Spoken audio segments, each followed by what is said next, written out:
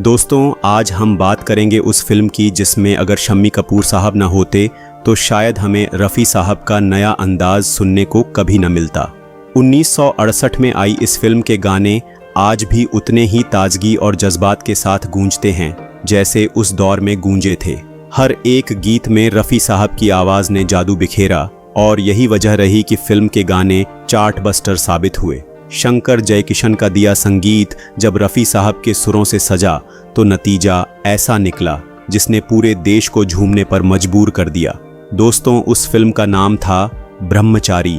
दोस्तों, आगे बढ़ने से पहले इस चैनल को सब्सक्राइब ज़रूर कर लेना क्योंकि ऐसी ही वीडियोस हम आपके लिए लाते रहते हैं।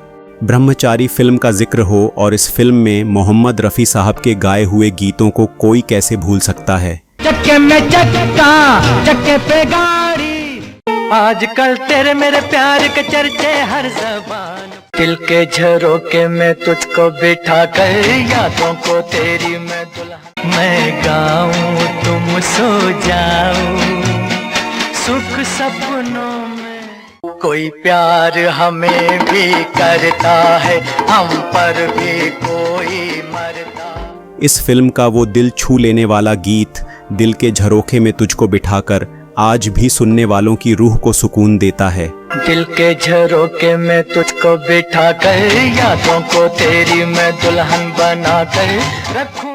हसरत जयपुरी के लिखे इन बोलों को जब रफ़ी साहब ने अपनी मखमली आवाज़ से सजाया तो ये गीत अमर हो गया। यही कारण था कि इसे सर्वश्रेष्ठ गायक के पुरस्कार के लिए नामांकित भी किया गया। इतना ही नहीं, इसी फिल्म का एक और गीत मैं गाऊं तुम सो जाओ ने तो इतिहास रच दिया।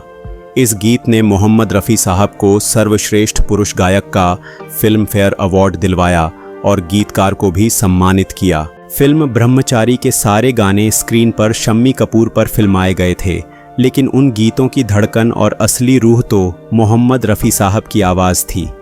शम्मी कपूर खुद भी ये बात मानते थे कि उनकी कामयाबी का सबसे बड़ा राज रफ़ी साहब की आवाज़ थी। लेकिन क्या आप जानते हैं, शुरुआत में ये फिल्म शम्मी कपूर के हाथ से फिसल गई थी। हुआ यूं कि एक पार्टी में निर्माता जीपी सिप्पी ने शम्मी कपूर को इस फिल्म की कहानी सुनाई, मगर उस वक्त शम्मी साहब नशे की हालत में थे। उन्होंने कहानी पर कोई ख़ास प्रतिक्रिया नहीं दी। सिप्पी साहब को लगा कि उन्हें फिल्म में दिलचस्पी नहीं है और नतीजा ये हुआ कि उन्होंने ब्रह्मचारी फिल्म को राजेंद्र कुमार के साथ करने का फैसला कर लिया। किस्मत का खेल देखिए, ब्रह्मचारी फिल्म लगभग शम्मी कपूर के हाथ से निकल ही चुकी थी, लेकिन फिर कहानी में आया वो मोड़ जिसने फिल्म को और हम सबको रफ़ी साहब की अमर आवाज़ का तोहफा दिया। हुआ यूं कि एक और किसी दूसरी पार्टी में संगीतकार जयकिशन ने शम्मी कपूर से कहा कि इस फिल्म के सारे गाने रफ़ी साहब गाने वाले हैं। बस दोस्तों, ये सुनते ही शम्मी कपूर साहब का सारा नशा उतर गया। उन्हें तुरंत एहसास हुआ कि अगर ये फिल्म हाथ से निकल गई तो वो उन गीतों से भी हाथ धो बैठेंगे जिन्हें रफ़ी साहब अपनी आवाज़ देने वाले थे। उसी पल शम्मी कपूर दौड़ पड़े जीपी सिप्पी के पास, लेकिन तब तक राजेंद्र कुमार को साइनिंग अमाउंट मिल चुका था। हालांकि बहुत मनाने और गुजारिशों के बाद राजेंद्र कुमार ने फिल्म छोड़ दी और यूं ब्रह्मचारी वापस लौटी शम्मी कपूर के पास। दोस्तों, रफ़ी साहब सिर्फ गानों को गाते नहीं थे बल्कि गानों को जीते थे। उनकी रिहर्सल भी किसी जादू से कम नहीं होती थी। दिल के झरोखे में तुझको बिठाकर की रिहर्सल का एक किस्सा तो आज भी सुना जाता है। शम्मी कपूर, जो खुद रफ़ी साहब के दीवाने थे, वो रफ़ी साहब की हर रिहर्सल में मौजूद रहते थे। एक दिन जब दिल के झरोखे में तुझको बिठाकर की रिहर्सल हो रही थी तो उन्होंने शरारती अंदाज में रफ़ी साहब से कहा, रफ़ी साहब ज़रा इसे बिना सांस लिए एक ही बार में गाकर दिखाइए। और दोस्तों, रफ़ी साहब ने ऐसा करके दिखा दिया।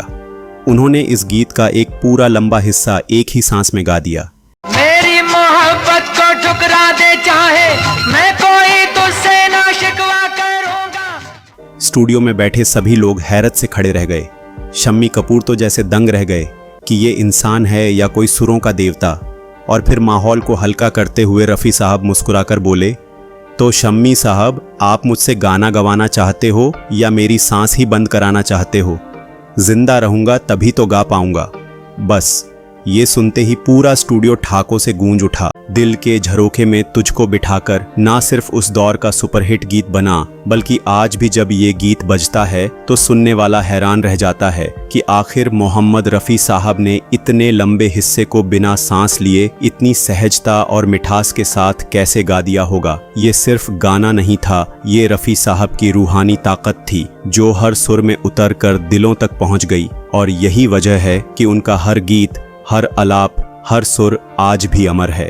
दोस्तों, कमेंट करके ज़रूर बताना कि आपको ये किस्सा कैसा लगा और इस गीत के बारे में आप क्या कहना चाहते हैं। वक्त बीत गया, लोग बदल गए, लेकिन मोहम्मद रफ़ी साहब की आवाज़ आज भी उतनी ही ताज़ा और रूहानी है। जब भी उनका कोई गीत कानों में गूंजता है तो ऐसा लगता है जैसे सुरों का कोई फरिश्ता हमारे आसपास मौजूद हो। दोस्तों, अगर आपको ये वीडियो पसंद आया हो तो इस वीडियो को लाइक करें, इसे अपने दोस्तों के साथ शेयर करें, चैनल को सब्सक्राइब करना न भूलें।